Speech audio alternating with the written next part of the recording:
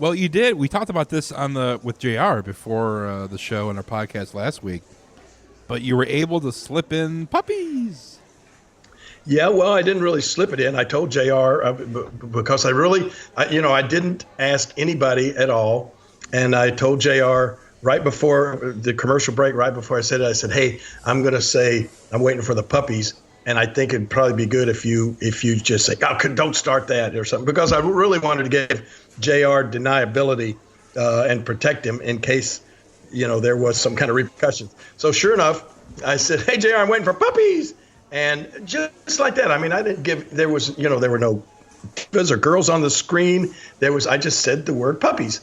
And JR, of course, he did it just right. He said, don't start that, don't get that started, whatever. And then immediately, I heard in my ear, it was not bad. They said, King, they asked to stay away from the puppies comments. So that was my one and only time to say puppies, but at least I did say it. Yeah, no girls were on the screen. I mean, you could have, if somebody just watched that clip, yeah, it could have been like you were looking forward to having the actual, dogs or puppies come into the arena if they didn't know that it was referring to breasts.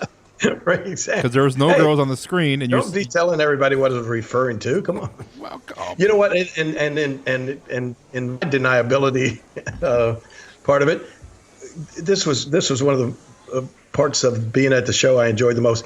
X-Pac, he explained to me the whole thing, but X-Pac, when I first saw him, he's got this little shoulder strap like a papoose on the front. You know how you see women carrying their little babies around, where they got their arms free and their baby's just hanging in this little thing on their front, on their chest and everything.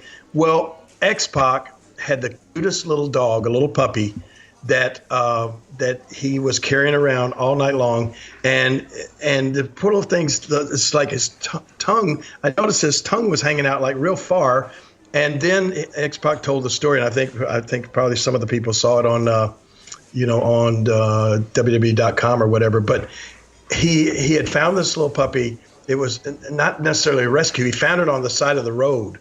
And it was just, he literally picked the little dog up and took it home and saved its life. It had a broken jaw, and it can't close its mouth all the way, and its little tongue just hangs out. But X-Pac saved it, and he just takes the little puppy now. It goes everywhere with him, and so that was that. I'm just telling everybody that's the puppy that I was talking about. I was hoping that he would bring that dog out and show it to everybody on the show, but sure, King. Well, okay, but that's a true story. That's a true story about X-Pac's little puppy. It's the cutest little thing you've ever seen, and then of course Scott Hall told him.